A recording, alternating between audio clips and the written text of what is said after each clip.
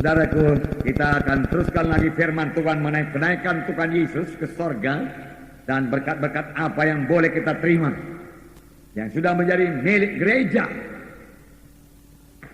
sehingga kita mengetahui betapa kayanya gereja itu, sehingga kita mengetahui betapa berkuasanya gereja. Gereja seharusnya penuh dengan berkat Tuhan, penuh dengan kuasa Tuhan. Dan demikianlah kehendak Tuhan. Saya akan membaca lagi dalam Kisah Rasul pasal 1. Pada suatu hari ketika ia makan bersama-sama dengan mereka, ia melarang mereka meninggalkan Yerusalem dan menyuruh mereka tinggal di situ, menantikan janji Bapa yang demikian katanya, telah kamu dengar daripadaku. Sebab Yohanes membaptis dengan air, tapi tidak lama lagi kamu akan dibaptis dengan Roh Kudus. Jadi Yesus sendiri mengatakan ada baptisan Roh Kudus. Sebab Yohanes membaptis kamu dengan air, tapi aku membaptis kamu dengan Roh Kudus. Yohanes akan menenggelamkan kamu dalam air, tetapi aku, Tuhan Yesus berkata, akan menenggelamkan kamu dalam Roh Kudus dan hidupmu akan berubah. Tuhan Yesus berkata. Saya bacakan lagi. Maka bertanyalah mereka yang berkumpul di situ, Tuhan, maukah engkau pada masa ini memulihkan kerajaan bagi Israel? Jawabnya, engkau tidak perlu mengetahui masa dan waktu yang ditetapkan Bapa sendiri menurut kuasanya. Tetapi kamu akan menerima kuasa kalau Roh Kudus turun ke atas kamu, dan kamu akan menjadi saksiku di Yerusalem dan di seluruh Judea dan Samaria dan sampai ke ujung bumi. Firman Tuhan berkata, tetapi kamu akan beroleh kuasa. Beroleh apa, saudaraku? Kuasa. Katakan dengan kuat, kuasa. Saya beroleh kuasa. Kerajaan sorga, kerajaan yang penuh kuasa. Saya hidup di dalamnya. Saya hidup berkuasa di bumi ini.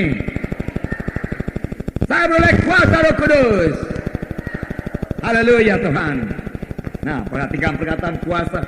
Kamu beroleh kuasa. Kuasa Roh Kudus disediakan Tuhan bagi gerejanya, supaya gerejanya memiliki kuasa. Bahkan gerejanya penuh dengan kuasa. Kalau kita bicara mengenai gereja, kita tidak bicara mengenai gedung, saudaraku. Tapi kita bicara mengenai anak-anak Tuhan yang sudah selamat. Karena gereja adalah anak-anak Tuhan, yaitu saudara dan saya yang sudah selamat. Jadi saudara dan saya seharusnya hidup penuh kuasa. Kuasa untuk mengalahkan setan. Kuasa mengalahkan musuh kita. Kuasa untuk mengalahkan segala sesuatu dari musuh kita. Jika kita hidup berkemenangan, saudaraku, itulah kehendak Tuhan bagi gerejanya, saudaraku. Tidak berubah, saudaraku. Hidup berkuasa. Saya membacakan. Sudah ia mengatakan demikian, terangkanlah ia, disaksikan oleh mereka, dan awan menutupnya dari pandangan mereka. Jadi perkataan yang terakhir dikatakan Tuhan sebelum dia naik ke sorga, kamu akan beroleh kuasa. Kamu akan beroleh kuasa. Kamu akan beroleh kuasa. Jadi saksiku Yerusalem, Judea, Samaria, sehingga sampai ke ujung bumi. Adakah saudara sukacita beroleh kuasa? Haleluya. Kita beroleh kuasa. Ketika mereka sedang menatap ke langit, waktu yang naik itu, tiba-tiba berdirilah dua orang yang berpakaian putih dekat mereka dan berkata kepada mereka, hai orang Galilea, mengapakah kamu berdiri melihat ke langit?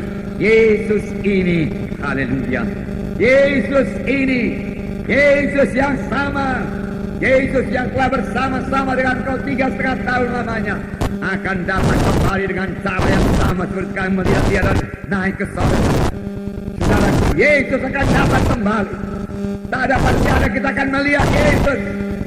Saudaraku, dalam tubuh, saudaraku, hidup. Dia telah bangkit dari kematian. Yesus hidup. Yesus hidup. Amin. Haleluya. Haleluya. Saya bersuka cita Yesus hidup. Karena kalau Yesus hidup, tidak ada firman Tuhan yang sia-sia. Kita senantiasa mohon pertolongannya, saudara, karena Yesus hidup. Karena Yesus hidup, biarlah kita sadari bahwasanya dia selalu dekat kepada kita. Dan kita boleh berkata-kata dengannya. Dan saya minta kepada saudara supaya semua kita rindu berkata-kata dengan Yesus. Suka berkata-kata dengan Yesus, saudaraku. Dan menyediakan waktu kita untuk bersama-sama dengan Yesus. Karena Yesus hidup, saudaraku. Kita menyembah Tuhan yang hidup, pribadi yang hidup, yang mengerti keadaan kita, saudaraku. yang siap sedia mendengar dan menjawab doa kita. Haleluya, haleluya. Firman Tuhan berkata, Yesus akan datang kembali. Memang firman Tuhan berkata, kalau firman Tuhan ini menceritakan tentang kenaikan Tuhan ke sorga, dia menceritakan tentang kedatangan Tuhan kembali. Dalam Yohanes 14 ayat 2, di rumah Bapakku banyak tempat tinggal. Jika tidak demikian, tentu aku mengatakannya kepadamu. Sebab aku pergi ke situ untuk menyediakan tempat bagimu. Ini juga sangat menghiburkan.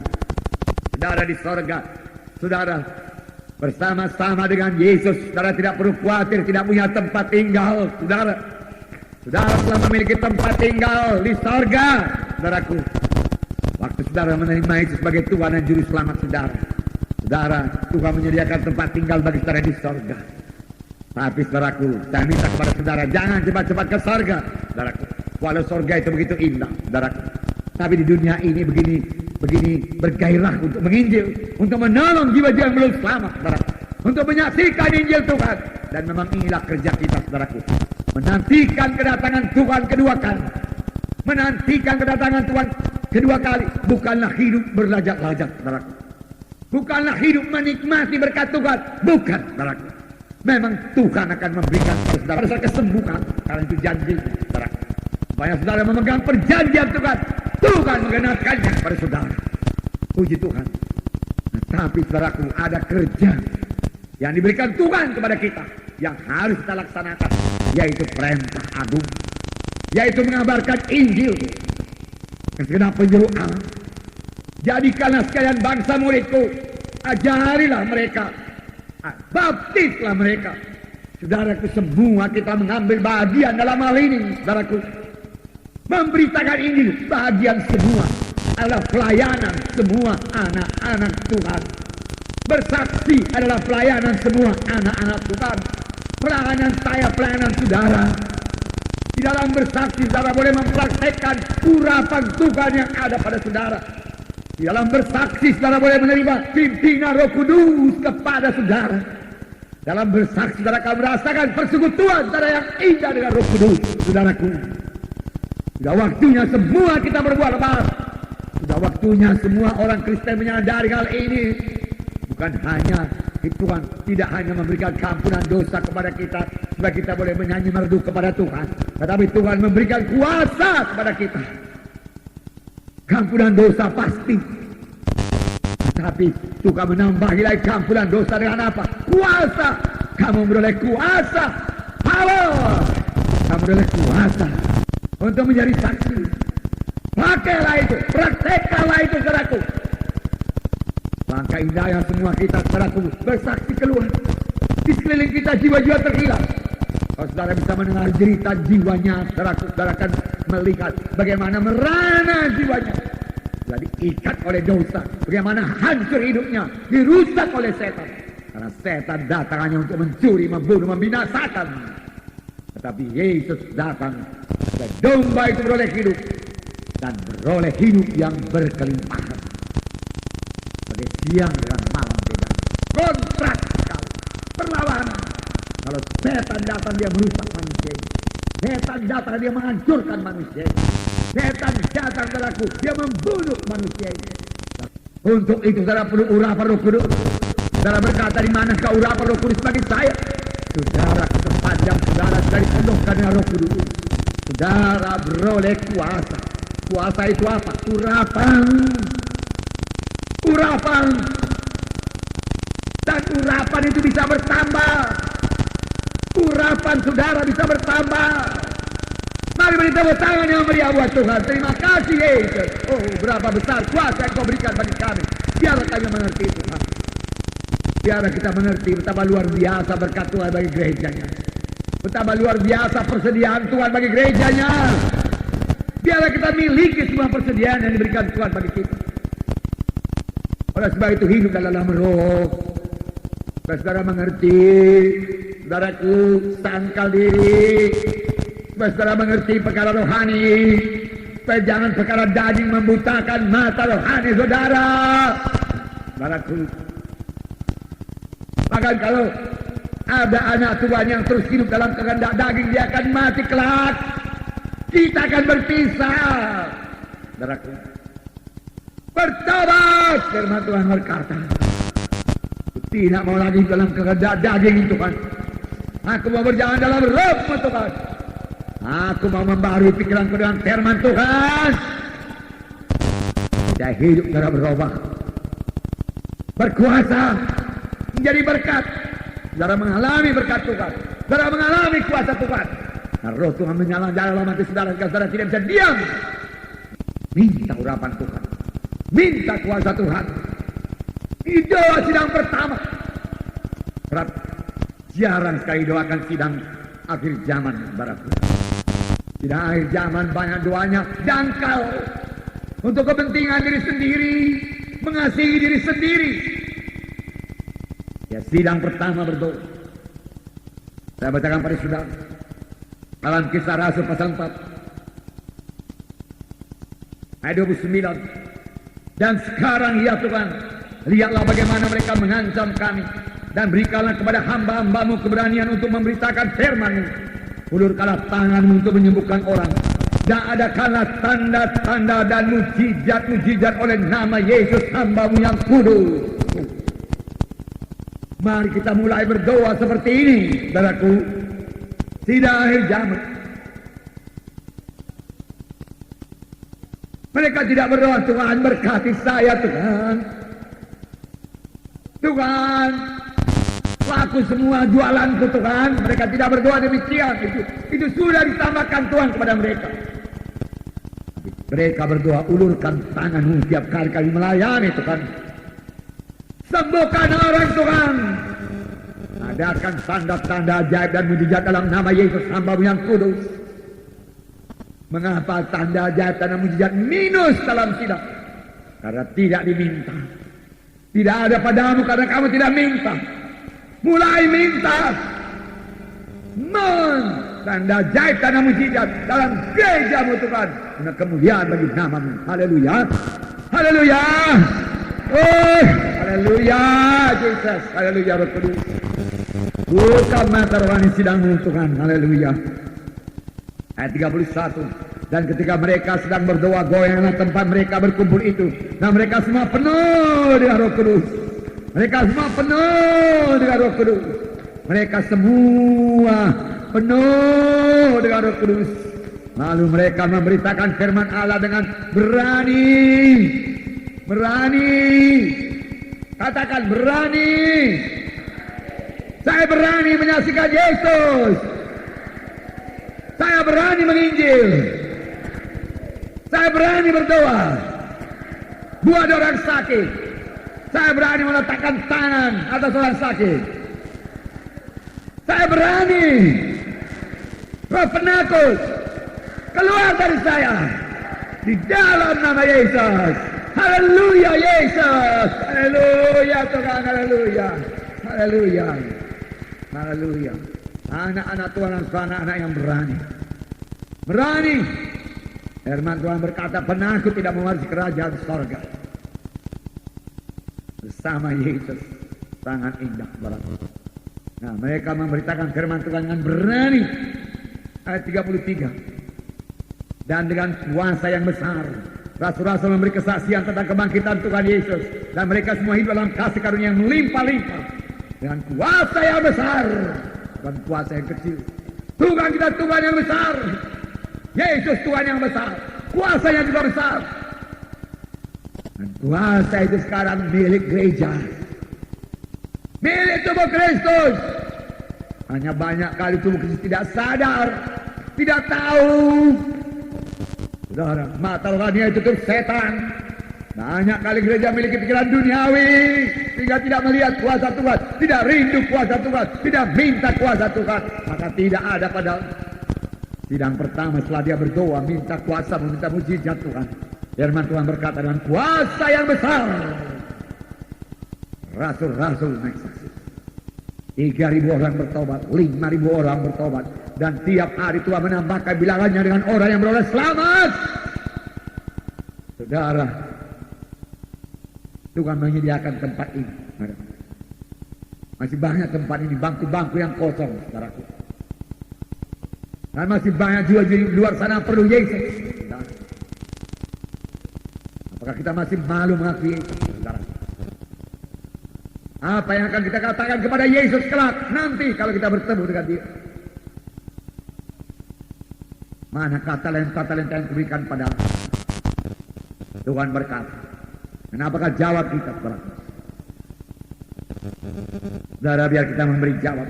5 talenta Engkau berikan kepada saya, Tuhan. Lihatlah, berbuah 5 talenta, Tuhan, yang paling baik. Saudara, lihat apa kelengkapan yang luar biasa diberikan Tuhan. Tuhan naik ke sorga. Dia tidak meninggalkan kita yatim piatu. Dia memberikan Roh Kudus kepada kita. Nah, Roh Kudus itu kuasa menjadi saksi. Tapi bukan itu saja. Di dalam Filipi 2 ayat 9 sampai 11 saya membaca.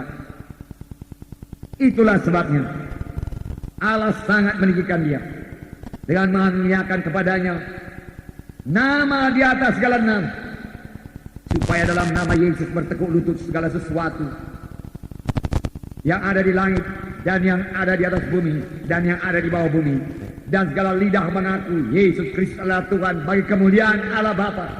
Itulah sebabnya Allah sangat meninggikan Yesus dan memberikan kepadanya nama di atas segala nama. Nama di atas segala nama. Tidak ada nama yang lebih berkuasa dari nama Yesus. Tidak ada nama yang lebih berkuasa dari nama Yesus. Nama Yesus, nama yang paling berkuasa. Saudaraku, dalam pertemuan hari Jumat saya katakan nama itu sama dengan kuasa.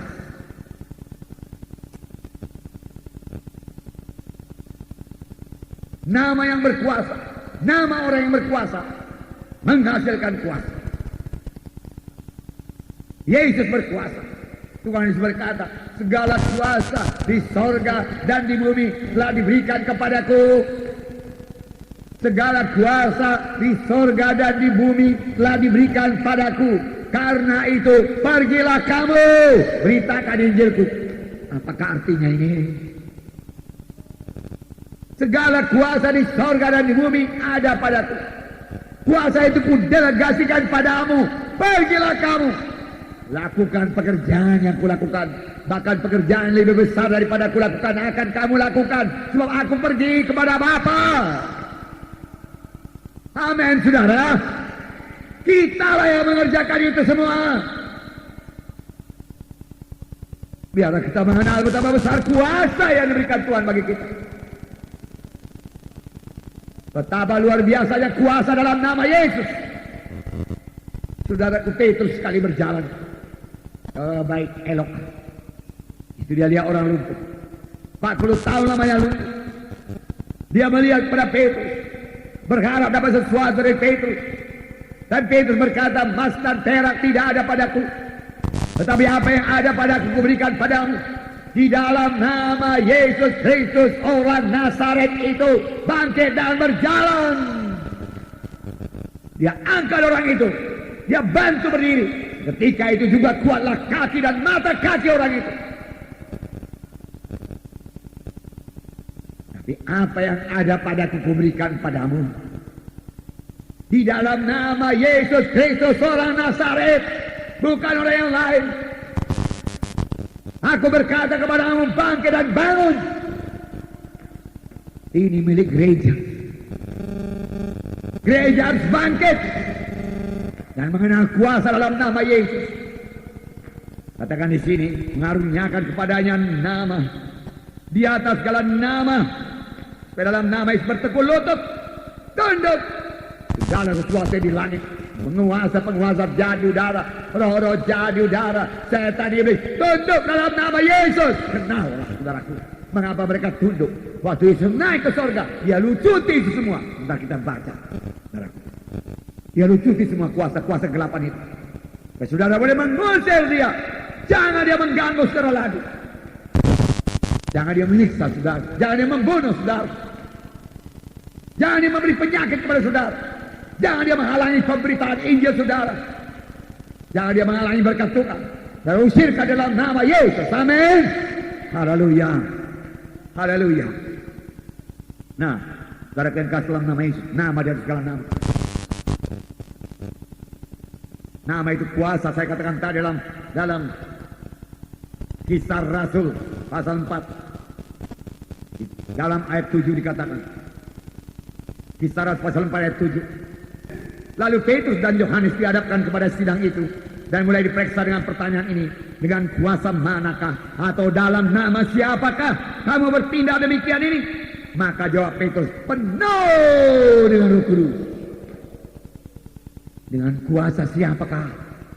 Dalam nama siapakah? Dengan kuasa Yesus. Sama dengan dalam nama Yesus. Kalau saudara mau kuasa Yesus, pakai nama Yesus. Ini artinya, amin saudara. Tiap kali saudara berkata dalam nama Yesus, kuasa Yesus hadir di situ. Karena Tuhan tidak akan menyangkal namanya. Nah, maka jawab Petrus dengan Roh Kudus, hai pemimpin umat dan tua-tua dan seterusnya.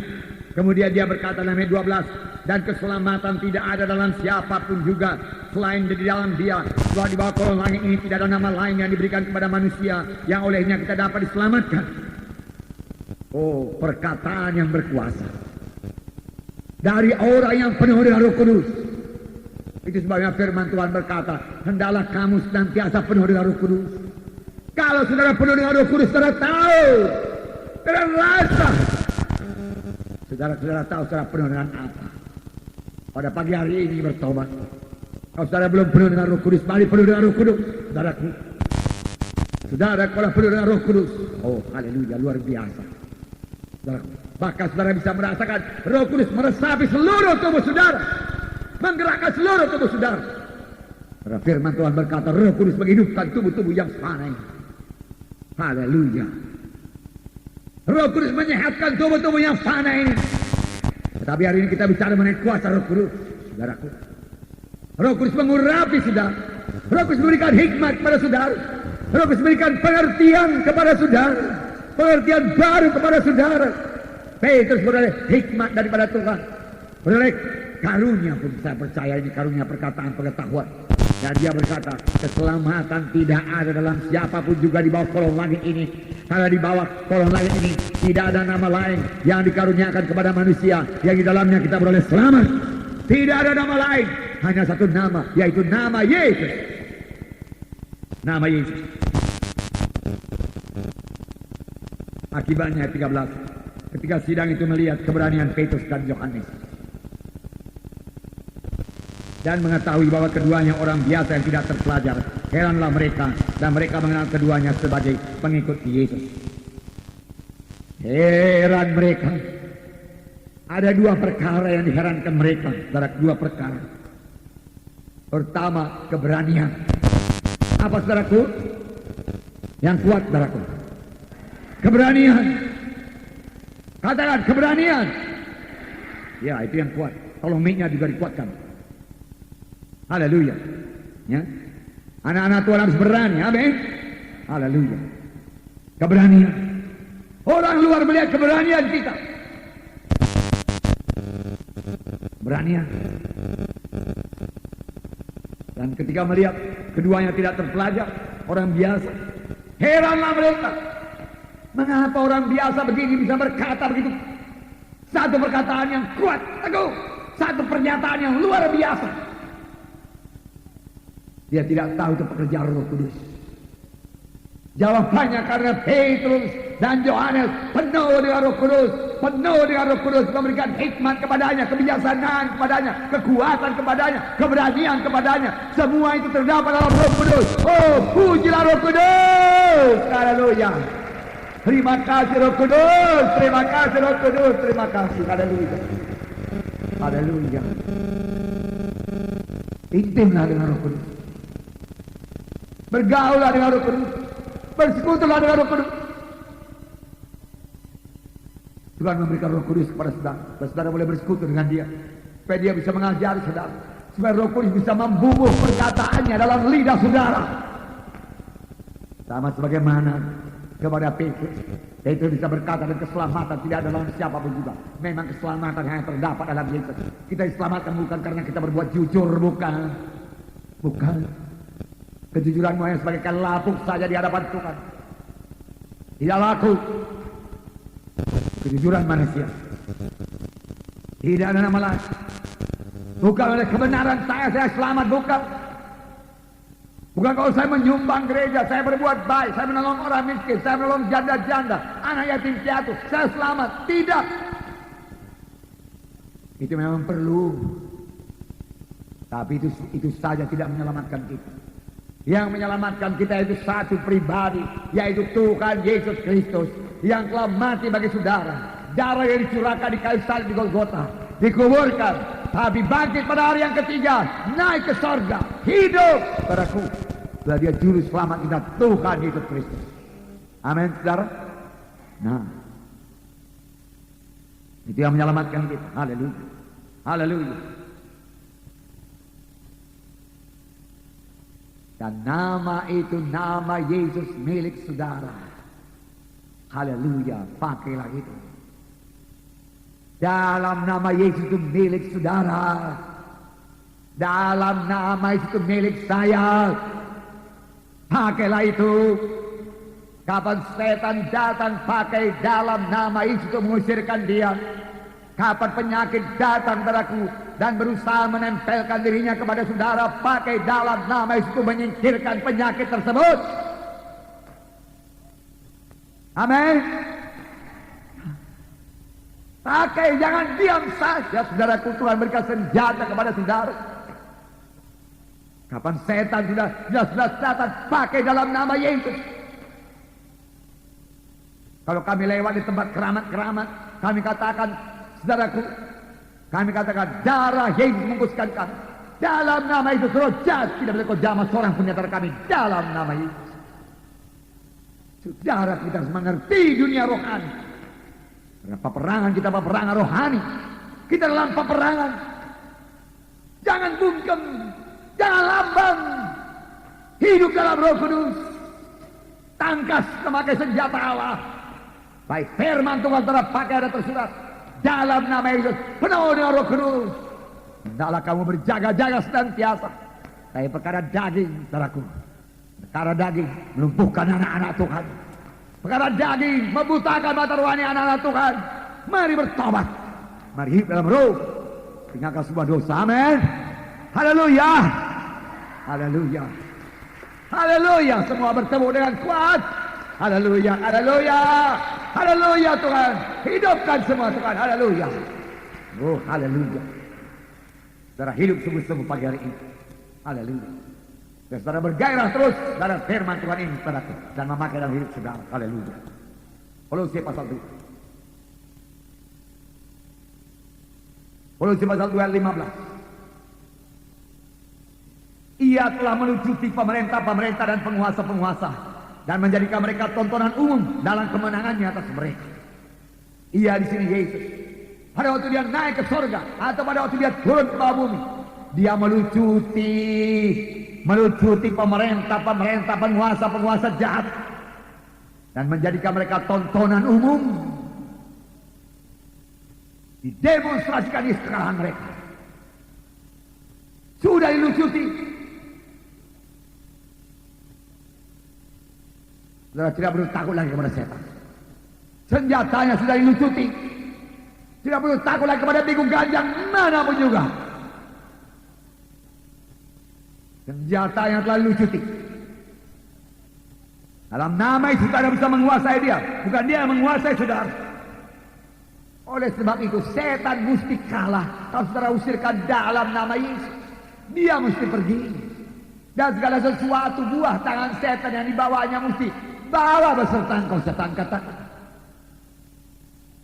Beberapa minggu yang lalu kita katakan penyakit bukan daripada Tuhan, penyakit bukan dari sorga. Kalau bukan dari sorga, dari mana? Dari setan. Kelemahan bukan dari sorga. Tuhan tidak mengendaki anak-anaknya lemah. Bahkan tahu sudah, Tuhan tidak mengendaki anak-anaknya lemah walaupun sudah tua umurnya. Oh, ini luar biasa. Musa berkata, firman Tuhan mengatakan tentang Musa 120 tahun umurnya, kekuatannya belum hilang, matanya belum pudar. Tidak pikun. Tidak pakai tongkat, saudara. Boleh jadi tongkat hanya tongkat untuk saudaraku menyatakan kuasa Tuhan. Lambang daripada Roh Kudus dia pakai. Karena dengan tongkat itu dia membebaskan bangsanya dari penindasan Mesir, saudara. Bukan tongkat untuk menatang badannya, menyokong badannya karena tidak kuat berdiri. Saudaraku, tidak. Roh Kudus mengkuatkan, menghidupkan tubuh yang panah. Luar biasa berkat saudara, men. Luar biasa. Seharusnya hidup anak Tuhan paling bersukacita, paling bersorak-sorai. Haleluya. Haleluya. Nah, saudara, dalam satu, jadi setan selalu lucuti. Itu sebabnya firman Tuhan berkata dalam 1 Yohanes 4 ayat 4. Bahwasanya 1 Yohanes 4 ayat 4 dikatakan di sini. Ayat 4. Kamu berasal dari Allah, anak-anakku, dan kamu telah mengalahkan nabi-nabi palsu itu. Dengan kata lain, kamu telah mengalahkan roh-roh jahat itu. Sebab roh yang ada di dalam kamu lebih besar daripada roh yang ada dalam dunia. Haleluya. Haleluya. Roh Kudus yang ada dalam saya lebih besar daripada roh yang ada dalam dunia ini. Rohul Kudus yang ada dalam saya lebih berkuasa daripada roh penyakit. Rohul Kudus yang ada dalam saya lebih berkuasa daripada roh kanker. Rohul Kudus yang tinggal dalam saya lebih berkuasa daripada roh tumor. Rohul Kudus yang dalam saya lebih berkuasa daripada roh TBC. Amin. Haleluya. Itu milik saudara. Tunanya Roh Kudus diberikan kepada saudara. Yang lebih berkuasa. Dia lebih besar, bukan lebih kecil. Tapi kerap kali saudara, banyak anak Tuhan membesarkan setan. Memang setan memenuhi dunia ini, saudara-saudara. Kita ditekan dari segala pihak. Kita mau bergerak, kita tidak bisa bergerak, saudara-saudara. Setan di mana-mana. Kita dipukul habis-habisan, kita dipukul. Kita tidak bisa menginjil sekarang. Segala berkat kita diambil setan. Kita hidup miskin-miskin. Kita hidup lemah-lemah, sakit-sakit, kita rendah hati. Tuhan, cepatlah datang Tuhan, supaya kami bisa sampai ke surga. Kalau engkau lama datang Tuhan, ke neraka kami semua. Hebat kali setan ini Tuhan. Walau tidak persis mereka berkata demikian, saudaraku. Banyak yang menanggapi demikian akan pekerjaan setan tersebut. Padahal setan sudah dilucuti, saudaraku. Kita adalah umat pemenang.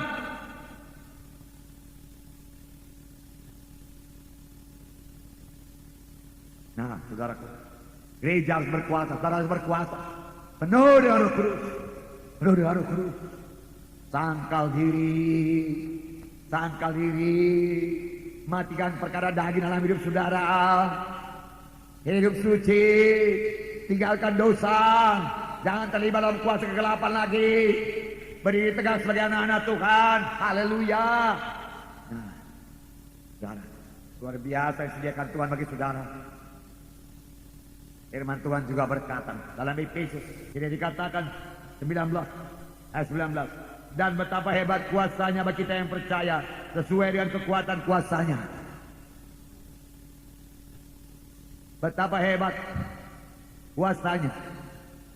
Betapa hebat kuasanya.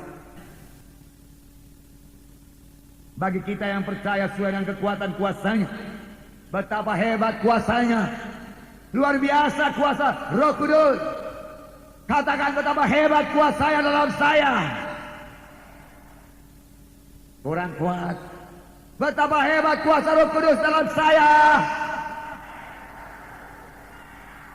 Betapa hebat kuasa Roh Kudus dalam saya. Haleluya. Haleluya. Betapa hebat kuasa Roh Kudus mengurapi saya. Haleluya. Betapa hebat kuasa Roh Kudus dalam kita. Haleluya. Dan firman Tuhan juga berkata, aku memberi kuasa kepadamu menginjak ular dan kalajengking. Aku memberi kuasa kepadamu menginjak ular dan kalajengking. Maksudnya bukan ular dan kalajengking di luar, menginjak setan dan iblis, mengalahkan setan dan iblis, dan tidak ada satupun yang memberi bahaya kepadamu. Segala kuasa telah diberikan padaku. Haleluya. Karena begitu banyak berkat Tuhan kepada kita, saya mau bacakan kepada saudara Markus 11 ayat 22 sampai 24. Yesus menjawab mereka, percayalah kepada Allah. Aku berkata kepadamu, sesungguhnya barang siapa berkata kepada gunung ini, beranjaklah dan tercampaklah ke dalam laut, asal tidak bimbang hatinya, tapi percaya bahwa apa yang dikatakannya itu akan terjadi, maka hal itu akan terjadi baginya. Karena itu aku berkata kepadamu, apa saja yang kamu minta dan doakan, percayalah bahwa kamu telah menerimanya, maka hal itu akan diberikan kepadamu. Percayalah kepada Allah. Dan saya berkata kepada saudara, turut dengan firman Tuhan ini, percayailah firman Tuhan ini. Amin saudara.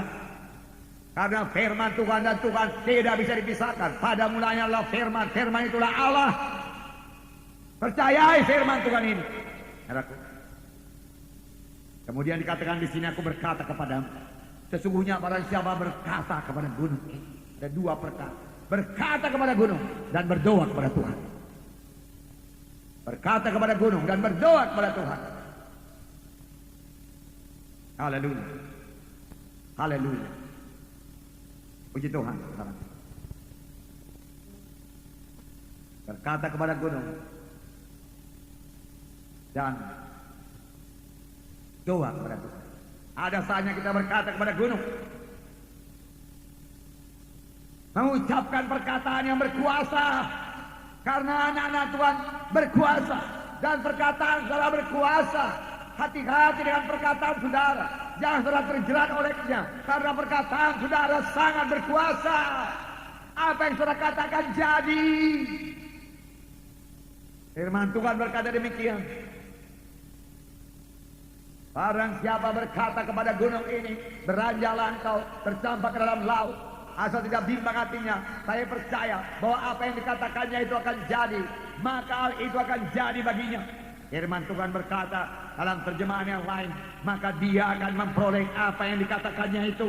Maka dia akan memperoleh apa yang dikatakannya itu. Dia akan memperoleh apa yang dikatakannya.